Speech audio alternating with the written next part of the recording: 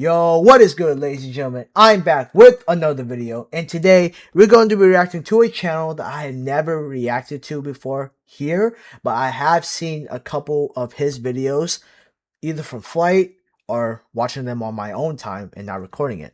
And his name is Jimmy High Roller. Jimmy High Roller, he mostly uploads basketball content. And he uploaded a video recently talking about Victor Wembanyama. And before you guys say anything, yes, I'm aware that Victor didn't play well in Game 1 and that the Knicks, they came back from a 14-point deficit. And Brunson, he got hurt. And he's able to clutch it up at the end.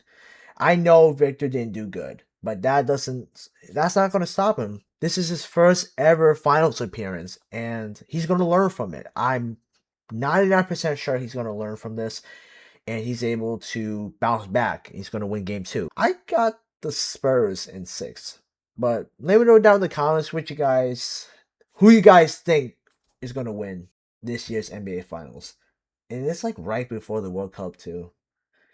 If it's like in game 6 or game 7, it's going to be during the World Cup. Well, the World Cup is next week. So, yeah, let's get straight into it. Yeah, Shed didn't do anything, man. He only got 4 points. He shot the ball once or twice.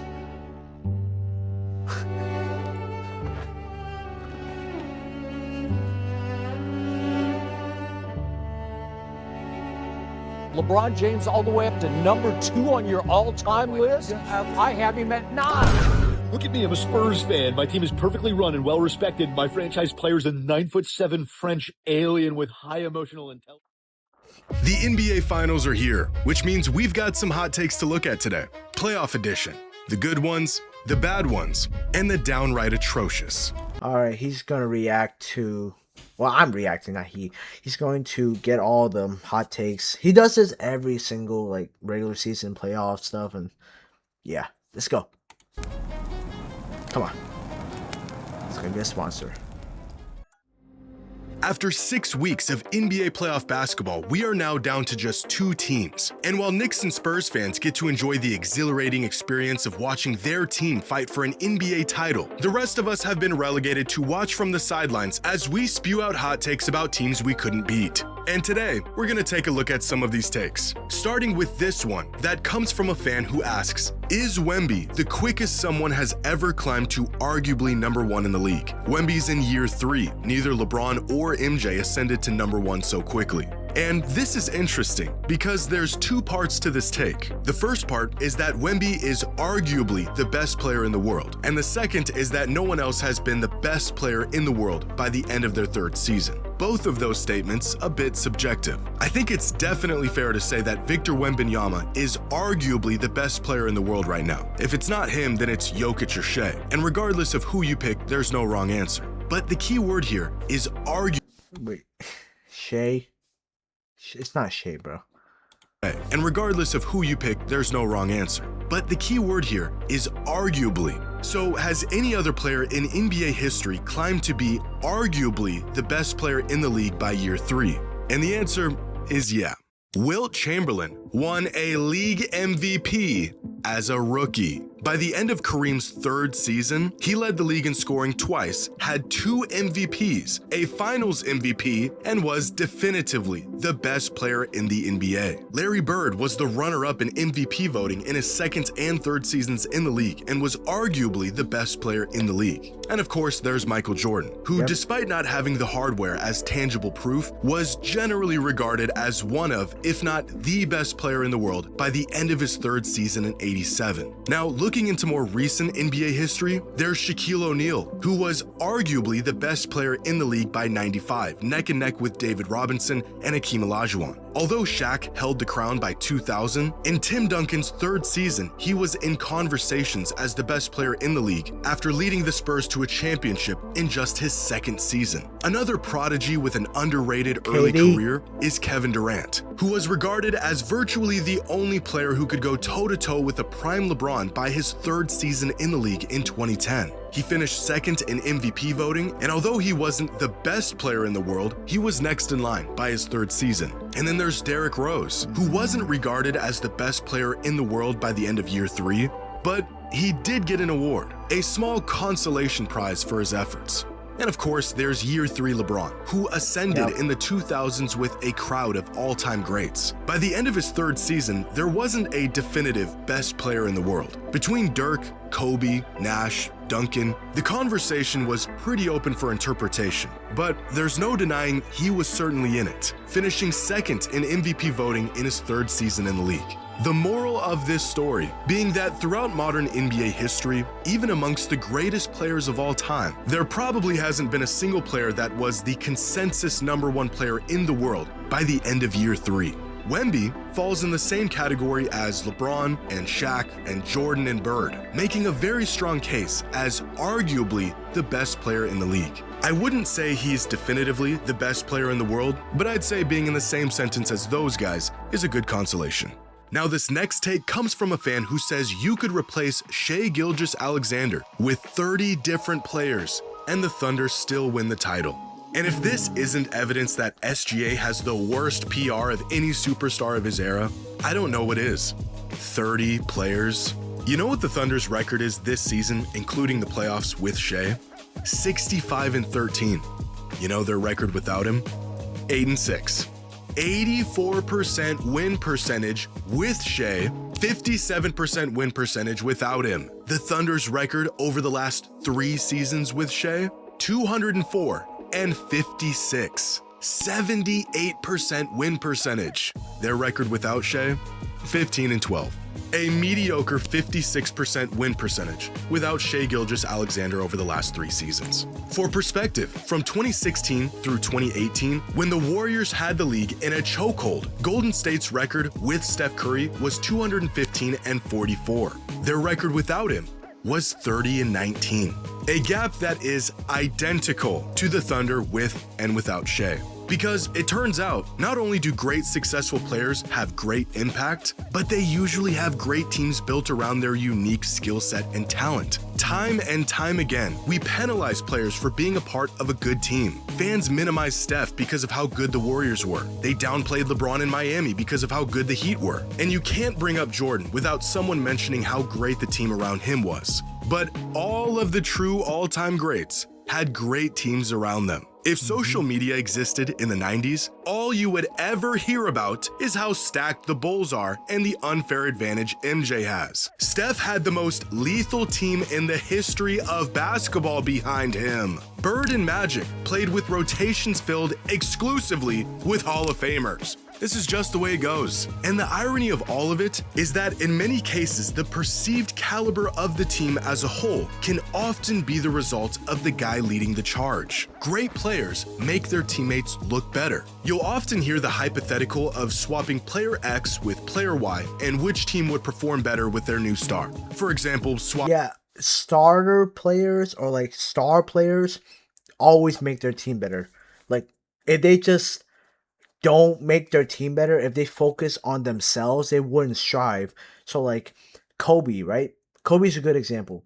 He's one of those guys where he wants to be successful, but he doesn't want his team to be successful unless they put the work as much as he did. He's able to pass them the ball and do great things like with Shaq. You can't be successful without the help of somebody. And that usually goes in 2 ways. It's either you get help or you don't get no help at all. But the majority chooses to get help and support from those that we care about. Because if you don't get help, you're not going to work your way around the places where you need to go. Jokic with SGA and the Thunder still win a championship, but the Nuggets would be in the play-in or something like that. But that's not how basketball works. Good teams are built with intention. They are built with specificity. Shai is a great player. So is Luka Doncic. But Shai cannot do what Luka does. And Luka can't do what Shai does. Yep. Same goes for Ant or Brunson. Great players, completely different skill sets. Great rosters are like a recipe. You need the right amount of the right ingredients to make it work. Change one ingredient and you risk screwing up the entire dish. In fact, we've already seen what happens when talent is viewed as some perfectly transferable property. In the super team era, where organizations had this exact mentality, teams were slapped together with no intention, no design, no cohesion, just stacking up as much talent as possible for the sake of it. And it almost never worked out. Regardless of what you think of Shea's game, he is a very unique and very crucial ingredient to a recipe that has been perfected over the last half-decade. And there are not 30 players who could fill his shoes and lead OKC to a title. This take is absurd.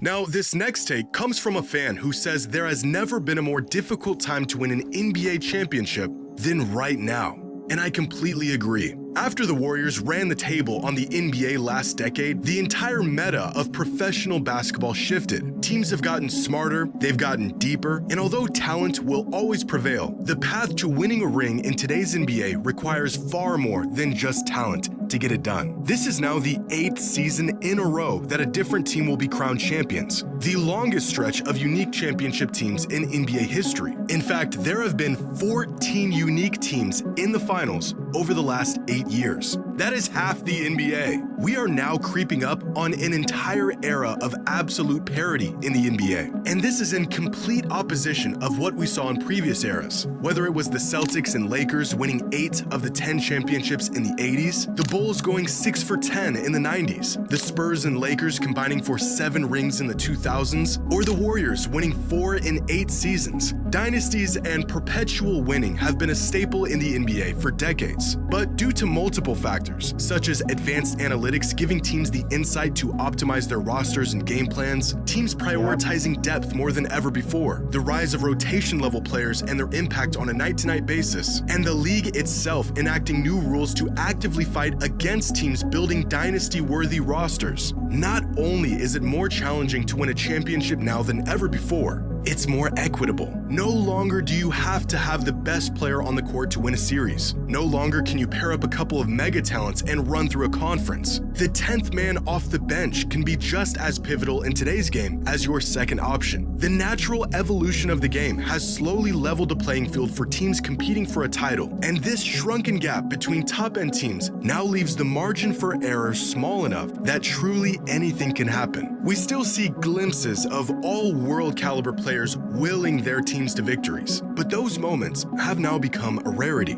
Before this era of parity, LeBron James was able to will his way to 8 straight finals appearances off of sheer ability and determination. This does not happen in today's NBA. A great bench is no longer a bonus, it is a necessity. A great coach is no longer an edge, it's a requirement. Right when you think one team has separated themselves from the pack as a potential dynasty candidate, the league adjusts faster than it ever did before to counter their strengths. The basketball scale has and will always tilt in the favor of talent. One thing that remains true is that winning a championship means being in possession of one of, if not the best player in the world. But it's everything else. Depth, fit, cohesion, chemistry, schemes, rotations that has leveled the playing field and can now tilt the scale just as much. This is a great take.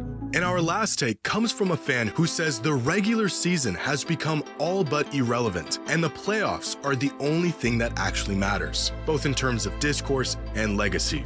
And I could not agree more with this take. In the past, the playoffs were just a ramped-up version of the regular season. Tougher defense, tendencies exaggerated, more intense matchups. The consequences of the playoffs were held to a similar regard. What a player did in the postseason mattered the most, but what they did in the regular season still mattered quite a bit. But now more than ever, the postseason has become completely disconnected from the regular season. The playoffs don't just feel more intense. At times, it actually feels like we're watching a completely different sport. And this is what happens when the regular season is comprised of some teams resting players, other teams using the regular season as one long testing ground in preparation for the playoffs, and the rest of the teams literally trying to lose as many games as possible. It has become evident that many organizations do not take the regular season seriously whatsoever. And in return, many fans are now choosing not to take it seriously either. You won the league's most prestigious award, the MVP,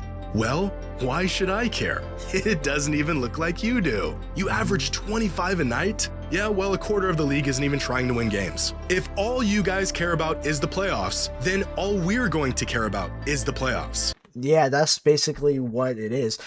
The regular season, I don't really care for it. I mean, yeah, Bam Adebayo scored 83 points, but he mostly rim run and tried to like break it. Whereas like Kobe, he had to efficiently score to get the Lakers on top of the Raptors. It wasn't a blowout when Bam did it, but no, it wasn't. No, it was a blowout when Bam did it, but for Kobe, it was a necessity. That's why Kobe had to score 81. Bam, he didn't need to score 81. He could have just scored 50 and called it a night, but he wanted to surpass Kobe. And the coach, Eric Spoelstra, he agreed. No one should care about the regular season. The playoffs is where it happens. Like, if the players care about the playoffs, then we should care. And now here we are, at the point where a 6-game series can hold more weight than an entire season of basketball. Legacies, reputations, the entire merits of a player's game are now decided strictly off of the playoffs. Tracy McGrady was a fantastic player, and to this day, he is rightfully remembered as such.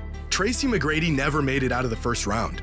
These days, if you win an MVP, but you don't back it up as the best player throughout the entire playoffs, you are instantly a fraud. Steve Nash won back-to-back MVPs and never made it to the finals.